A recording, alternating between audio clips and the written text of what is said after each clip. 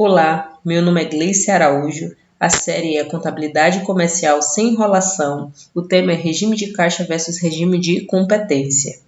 Assista esse vídeo até o final e você vai aprender os conceitos dos dois regimes, o campo de aplicação, a gente vai fazer uma comparação entre as escriturações dos dois regimes, incluindo exemplos que envolvem receitas e despesas antecipadas. Esse vídeo ele não é curto, ele é objetivo.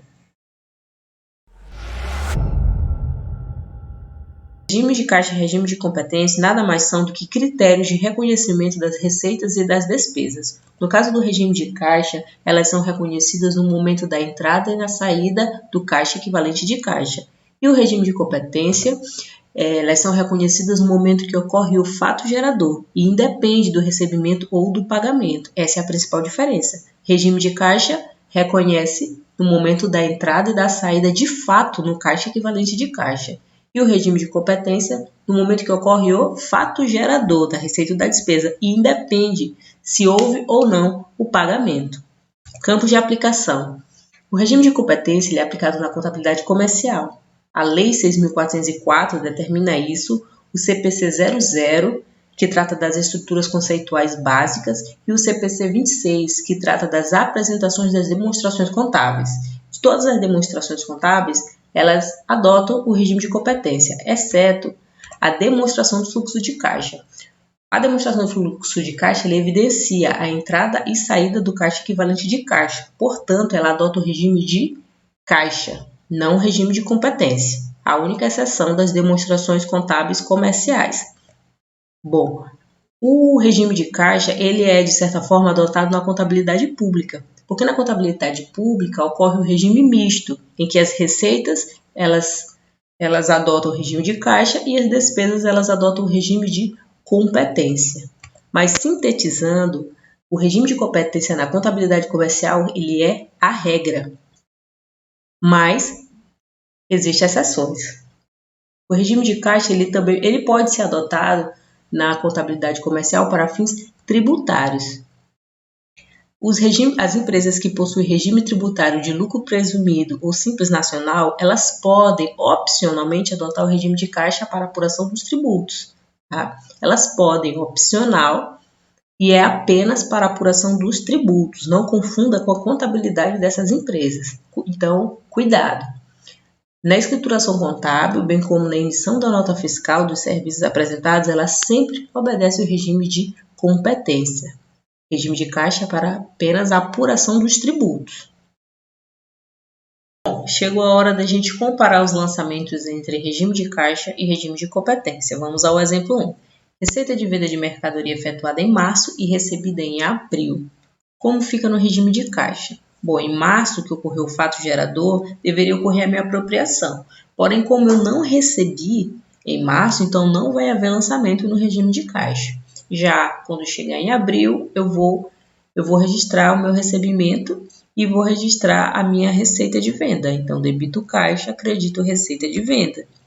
No caso do lançamento pelo regime de competência, que é a regra, em março, eu já registro a minha receita de venda, apesar de eu não ter recebido, então eu vou debitar cliente e vou creditar receita de venda. E quando chegar em abril, eu vou fazer o lançamento do recebimento. Eu vou debitar caixa e creditar cliente. Outro exemplo, despesa com folha de pagamento, referente a maio, pagamento realizado no quinto dia útil do mês de junho, como vai ocorrer no regime de caixa.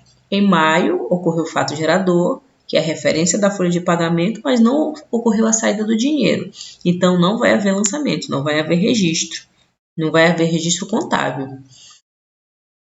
Quando chegar em junho, aí sim, ocorreu a saída do meu caixa, então eu vou registrar minha despesa. Despesa de salário, debito despesa de salário e credito caixa. Pelo regime de competência, que é a regra, eu vou apropriar em maio. Então, em maio mesmo, apesar de eu não ter recebido, eu registro a minha despesa. Então, debito despesa de salário e credito salário a pagar. Em junho, quando ocorreu o pagamento, vou baixar a minha obrigação. Debito salário a pagar e credito caixa. No caso das receitas antecipadas. Bom, apesar de ter o nome receita antecipada, elas não são uma receita. Elas são, na verdade, um passivo, porque uma receita antecipada ela é uma obrigação. Se, por exemplo, um cliente me paga antecipado e eu tenho que fornecer um serviço ou um produto para ele posteriormente, eu tenho uma obrigação perante aquele cliente. Então, vamos aqui a um exemplo. Uma empresa recebe o valor de R$ 1.000 do cliente Y em julho de 2021, referente a um adiantamento para a aquisição de produto que será entregue em agosto.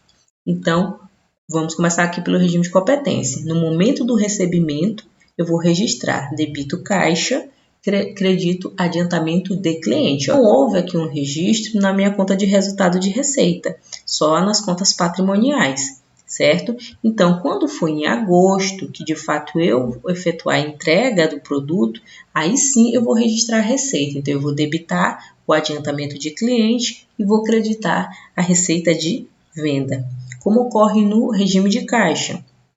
Bom, quando eu receber o valor em julho, eu já registro a minha receita de venda. Então, vou debitar caixa e vou creditar receita de venda. E quando chegar em agosto, que eu efetuar a minha entrega, não vai haver mais nenhum lançamento contábil.